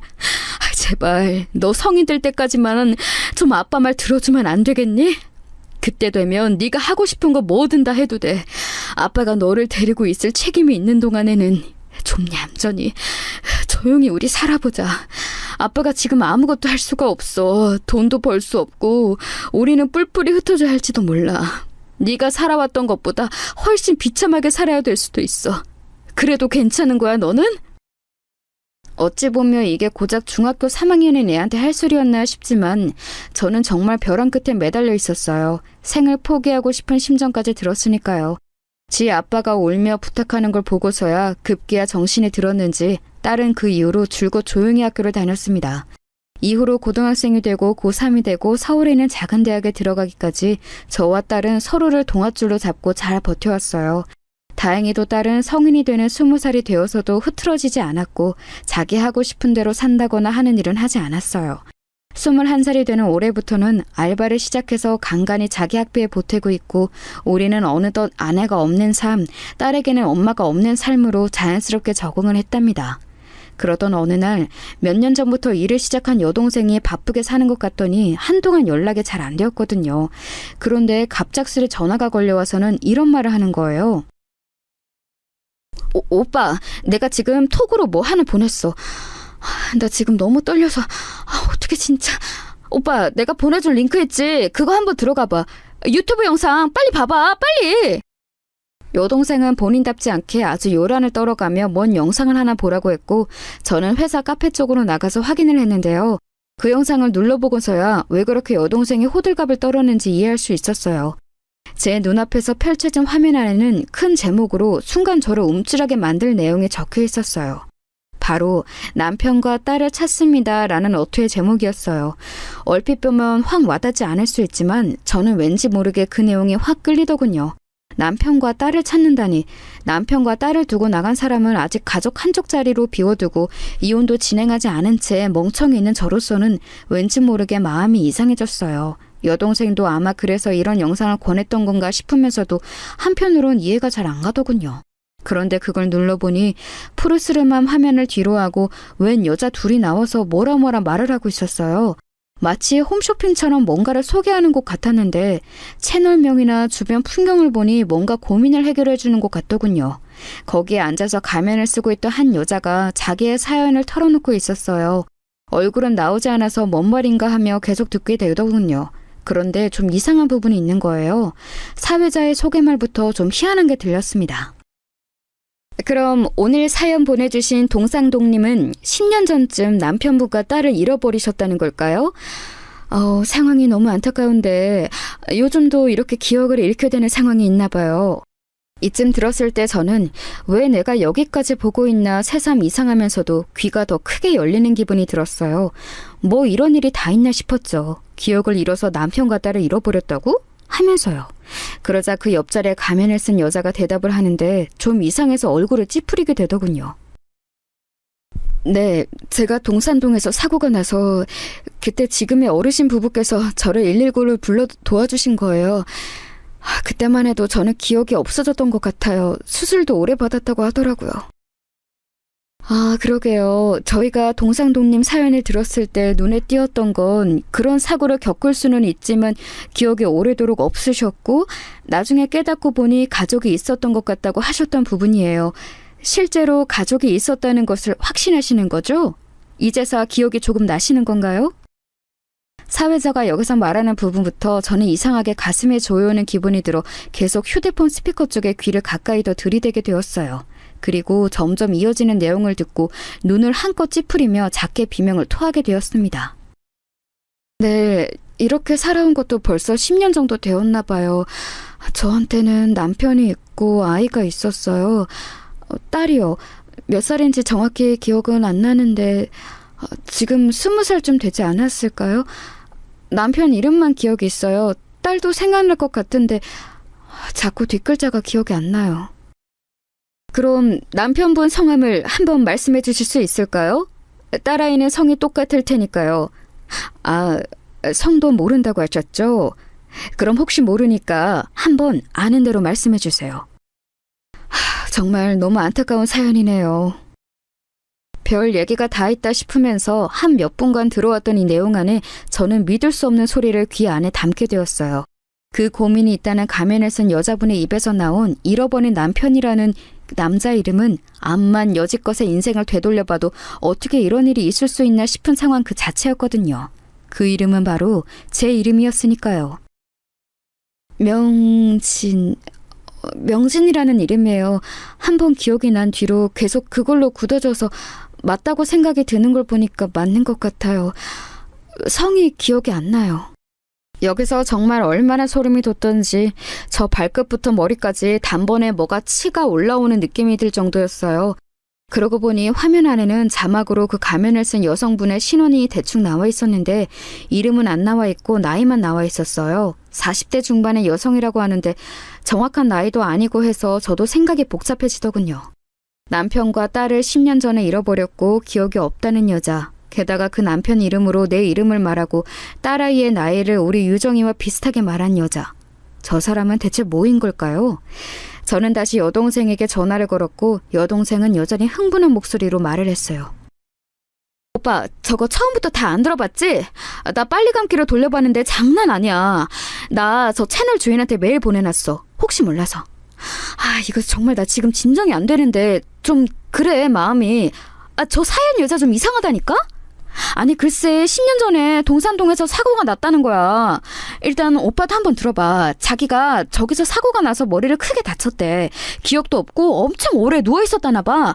짐도 갖고 있는 거 얼마 없었고 그때 사고 난 장소 옆에 있는 마트 할머니 할아버지가 119를 불러줬다나 봐. 아니 근데 또 생각해보니까 만약에 말이야 오빠, 저게 언니가 맞다면 언니가 동상동에 갈 일이 있나? 여동생도 제가 어렴풋이 생각하는 방향으로 똑같았던 건지 그 화면 속 여자를 제 아내로 생각하고 고민을 하더군요. 저는 10년이라는 그 괴롭고 두터운 벽을 뭔가 잘게 부셔서 허물고 싶은 생각은 없었지만 워낙 기묘한 상황이었어요. 저 역시 괜한 흥분이 일어나고 심장이 뛰는 것 같은 느낌이 들더라고요. 아내가 만약 저 여자분이라면 뭐가 달라질 게 있을까 빠르게 생각을 해보았어요. 그렇다면 달라질 게 적어도 있을 것 같다는 생각은 들었어요. 저기서 말하는 사고인가 뭔가로 오래도록 헤맸었다면 어쨌든 본인의 의지로 일부러 저와 딸을 단절한 건 아니었다는 거니까요. 하지만 그렇게 해서 굳이 집을 나갔던 사정도 잘 모르고 뭐 때문이었는지도 알 수 없고 여전히 제 안에 골마있는 굳은 살은 아프게 느껴졌어요. 모르는 건 모르는 것대로 놔두고 여동생이 남겨둔 연락에 따라 혹여나 답장이 올지 기다려보게 되었어요. 헌데 정말 상황이 말도 안 되게 흘러갔던 게 그 채널 주인장으로부터 연락이 된 거예요. 여동생은 그걸 다급하게 제게 알려왔고 결국 그 가면의 여성과 나를 잡아서 저와 여동생, 그 여성분, 채널 주인분까지 넷이서 나란히 만나게 되었어요. 사실 그 당시에 화면으로 얼굴이 나왔더라면 더 빠르게 알아낼 수 있었는데 가면을 쓰고 있으니 알아보기도 힘들었고요. 채널 쪽에서도 우리의 신원을 확인하고 저쪽에도 체크하느라 시간이 좀 걸렸어요. 그런데 이상하게 날짜가 다가오면 다가올수록 관련된 정보를 확인할수록 저는 저 여성이 아내가 맞을 것 같다는 생각에 휩싸였어요. 채널 주인분도 약간 확신을 갖고 계셨고요. 동산도님은 그 당시 구해주신 할머님과 할아버지 댁에서 수년간 사셨다고 하더라고요.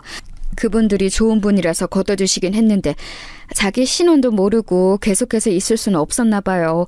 그나마 그분들이 마트에서 일하게 해주셔서 일하고 그렇게 모은 돈으로 옆에 조그만 원룸 얻어서 사신다고 하네요. 많이 회복되셨다고 하지만 여전히 치료가 필요한 부분은 있고 그리고 가족이 있다는 걸 떠올리고 있으니 주변에서는 더 애가 탔던 것 같아요. 많은 고민을 갖고 사연을 보내주시긴 하는데 이분 내용은 저희 스태프들도 유독 신경이 쓰였어요. 아이가 보고 싶다고 하시는데 이름도 잘 생각 안 나고 남편분만 이름이 정확하게 기억난다고 하시니까요. 이 말을 되새기면 되새길수록 아내가 남긴 상처를 평생 안고 갈 수밖에 없었던 제 마음 안에서는 다양한 생각들이 충돌했어요.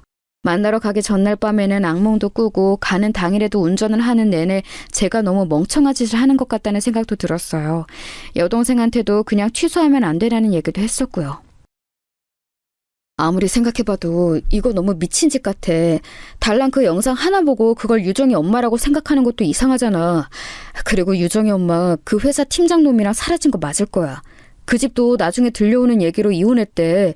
유정이 엄마는 이후로 우리한테 연락도 한 통 없었어. 지금 이 순간까지 말이야. 둘이 살림 차린 게 맞는 게 아닐까? 내가 이혼 안 해주고 있으니 더 괘씸해서 저렇게 잠수 탄 것 같아. 나 다시 떠올리니까 너무 스트레스 받는다. 또 소화 안 돼서 속이 우글거려. 우리 그냥 이거 취소하자. 네가 전화로 다른 사람 찾았다고 하고 핑계대면 안 돼? 그리고 나는 이번 일을 계기로 이혼을 제대로 진행하겠다고 결심했어. 유정이도 다 컸으니까. 연락도 안 되는 사람이니 생사도 모르고 이혼할 명분이나 이유는 충분히 된다고 생각해. 이렇게 말하면서도 새삼 제가 처한 상황이 기막히고 억울해서 화가 또 끌어올랐지만 아무튼 이런 한심한 모습을 여동생에게 호소하며 말했어요. 그런데 여동생은 약속까지 잡았는데 뭔 소리냐며 화를 내더군요. 무슨 소리야. 이미 여기까지 진행이 되었고 이제 1시간 뒤면 보잖아. 아니면 그냥 그때 가서 아니었나 보네요 하고 얘기 끝내.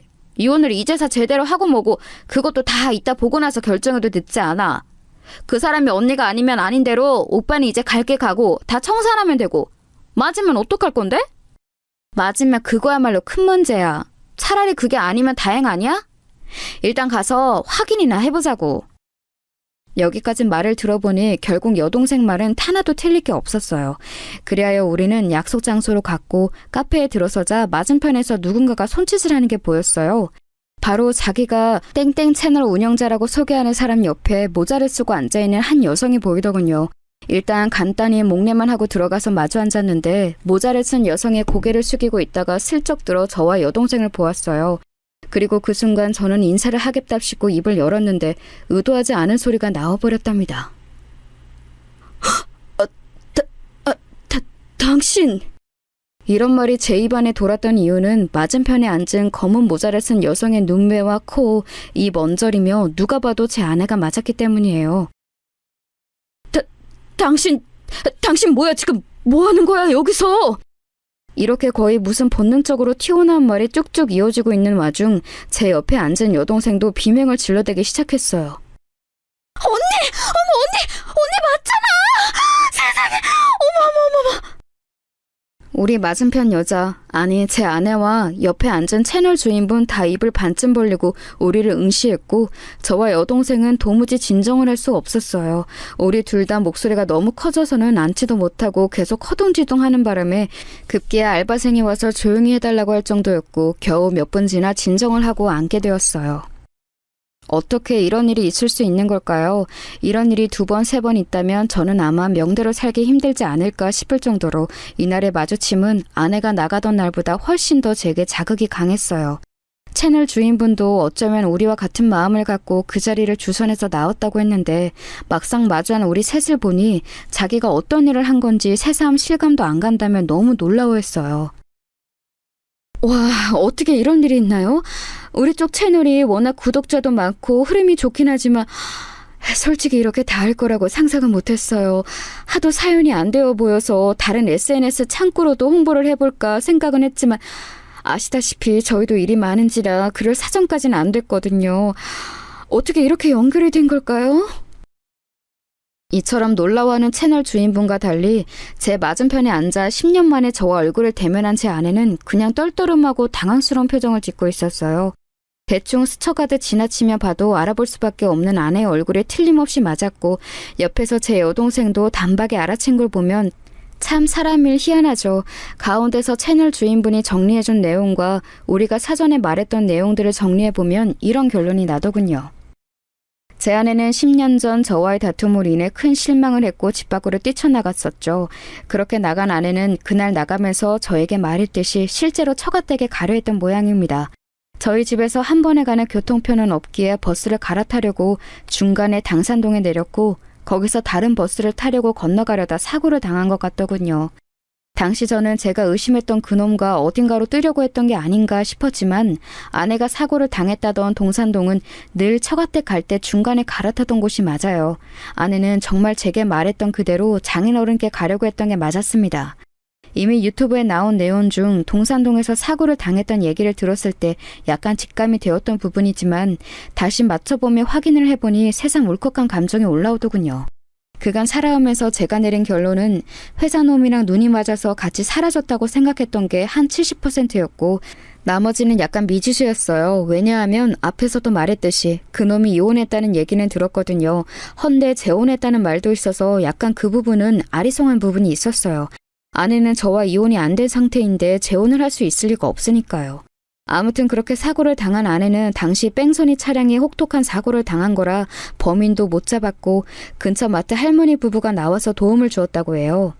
그리고 큰 수술을 했으며 기억도 잃었고 본인의 신원도 알지 못하고 정말 아무것도 모른 채 할머니 부부와 5년 정도 함께 살았다고 하더군요. 그 뒤로도 근근히 신세를 지긴 했다지만 마트에 취직을 해서 어찌어찌 돈을 모으며 살았다고 합니다. 그렇게 혼자 살아온 것도 약 5년 정도 되었다고 하고요. 근래에 들어서 조금씩 기억이 났고 그런 사연을 안타까워한 주변 직원과 할머니 부부의 도움으로 이런 창고를 이용했다는 거예요. 채널 주인도 처음에 너무 당황스러웠다고 해요. 그런 사례들이 아예 없는 건 아니고 저도 몇 번 보긴 했지만 동산도님은 좀 많이 안타까웠어요. 이제 조금씩 기억이 나려고 하고 가족이 있다는 걸 인지했는데 보고픈 감정은 있는데 만나볼 길이 없으니 무척 힘들어하셨다더군요. 그날 촬영할 때도 얼마나 많이 우셨는지 몰라요. 중간에 몇 번을 끊어야 할 정도로 진정이 안 되셨어요. 혹시 동산도님의 신원에 대해서 좀 더 자세히 말씀해 주실 수 있을까요? 여기까지 듣고 우리도 그간의 사정에 대해 설명했고 겨우겨우 조금씩 틈을 메워가며 이야기를 마무리 짓게 되었어요. 상황을 듣고 나니 참 어떻게 이 현실을 받아들여야 할까 싶어 저와 여동생은 말을 잇지 못했어요. 아내는 본인의 신원에 대해서 저로부터 설명을 듣고 난 뒤 알 법도 모를 법한 얼굴로 힘들어하더군요. 그렇게 거의 두어 시간을 함께 있었는데 저는 이유 모를 눈물이 계속 쏟아져 고개를 들 수가 없었어요. 제가 우니 여동생도 따라 울고 채널 주인도 어느 정도는 심정을 알겠는지 이해는 한다고 하고 맞은편 앉은 아내도 어쩔 줄 몰라 하더라고요. 그리하여 우리는 이후 그간 아내를 돌봐주셨다던 할머님 부부까지 다 같이 만나고 이후에 장인어른까지 모시고 많은 내용들을 확인했어요. 복잡한 절차와 수많은 통곡과 울음 속에 겨우겨우 한 집의 형태로 모이게 되었고 이렇게 지내게 된 지 아직 몇 달이 안 되었어요. 저도 저지만 가장 이 깨어진 흐름을 붙이기 힘들었던 건 아내와 딸이었어요. 딸은 나중에 사정을 다 듣고는 무척 괴로워하더니 결국엔 자기가 먼저 엄마에게 다가가더군요. 엄마, 나 엄마 딸 유정이야. 사진 보여줄게. 그러면서 앨범을 열어서 보여주고 조금씩 힘들게 생각해 보려는 자기 엄마를 기다려 주었어요. 딸아이는 그닥 말이 많은 편이 아니라서 자기 생각을 드러내진 않지만 저와 자기가 생각했던 그런 이별이 아니었다는 것은 안도감을 느끼고 있나 봐요. 저도 마찬가지고 그래서인지 딸 역시 조금 낯설어하면서도 거북하지 않게 엄마를 대하고 있으니까요. 10년이라는 시간 동안 우리는 2번 이사를 했고 그렇게 옮겨서 살고 있는 집에 아내를 데려와 소개시키면서 묘한 기분이 들었어요. 아내 역시 살고 있던 곳을 우리에게 소개해 주었고 그곳을 정리하고 오면서 서로 많은 이야기를 나누었어요. 그리고 아내는 여전히 치료를 하고 있답니다. 여전히 많은 것을 어색해하고 있는 걸 보니 회복이 완벽히 되려면 시간이 좀 더 필요한가 봅니다. 또한 장인어른은 건강이 많이 나빠지셨는데 돌아온 딸을 보고 겨우 잠을 주무시게 되셨더군요. 정미, 그러고 나간 뒤에 내가 잠을 제대로 잡은 적이 없어. 아파도 죽을래도 죽을 수가 없더라고. 정미가 말짱이 있어서 이렇게 어디 있었어서 내가 죽지도 못했나 봐. 왔는데 내가 없어 봐. 얘가 얼마나 슬플 거야. 이 말을 들으니 그간의 세월이 너무 기가 막혀서 저도 또다시 울음이 쏟아져 나왔어요. 이렇게 사연을 정리해보는 동안 저도 내심 제 자신에게 묻고 싶네요. 모든 것이 제 잘못이란 생각만 들고 내가 그렇게 아내를 내모른 게 아닌가 하는 아픔이 올라와요. 제가 그날 확실한 증거도 없이 그렇게 아내를 의심했고 격화된 분위기에 이끌려 손까지 대지 않았더라면 아내는 그 시간에 갑작스레 움직여 처가에 갈 생각은 안 했을 테니까요. 이후에 알아보니 제가 의심했던 그 팀장 놈은 재혼을 한 게 맞았더군요. 그렇다면 상황이 어찌되었건 우리 아내랑 뭔가가 있었던 것 같아 보이지는 않아요. 적어도 제가 그렇게 흥분할 정도로 부부 사이를 깰 만한 상황은 아니었던 것 같더라고요. 따지고 보면 그 당시 아내가 외근을 그 인간과 같이 했어도 저에게 확실히 말을 안 한 게 워낙 제가 직장 내 불륜에 민감하니 일부러 얘기를 안 했던 것 같기도 해요. 이처럼 시간이 10여 년 흐르고 나서야 따져보니 참 모든 게 부질없다는 생각만 들 뿐이더군요. 우리 부부는 딸아이 포함 우리 가정은 왜 이런 일을 겪어야 했는가 너무 참담하게 느껴졌어요. 게다가 본래 활발하고 다소 고집있는 성격으로 늘 의견을 말하던 사람이 못 본 수년 사이에 약간은 주눅이 들어있는 모습을 보니 너무 가슴이 아프더군요. 아내는 일부 기억들을 되찾고 저에게 이렇게 말을 해주고 있지만 저는 여전히 죄책감에 마음이 괴로워요. 그래도 나는 우리가 다시 만난 게 기적이라고 생각해요. 아직 실감 안 나는 게 더 많지만 기억이 제 기능을 할 때 괴롭긴 하지만 그대로 모르고 살았으면 얼마나 더 불행했을까 싶어요. 옛날 일은 우리 생각하지 말아요. 아내 말대로 그런 끔찍한 상황에 놓여 헤어졌던 우리가 다시 만나게 되었다는 것도 참 기막힌 현상이라고 생각해요. 당시 사고 났을 때 사진이나 자료들이 남아있는 것을 받아보았을 때 그 곁에 가족이라 부를 만한 게 아무도 없이 홀로 감당했을 아내가 너무 가엾고 안쓰러울 뿐입니다. 우리의 앞날은 이전과 다르리라 그래도 조금은 편해지리라 믿어보고 싶습니다. 한 번은 정리를 해두고 싶어 이렇게 못난 제 이야기를 두서없이 적어보았습니다. 들어주셔서 감사합니다.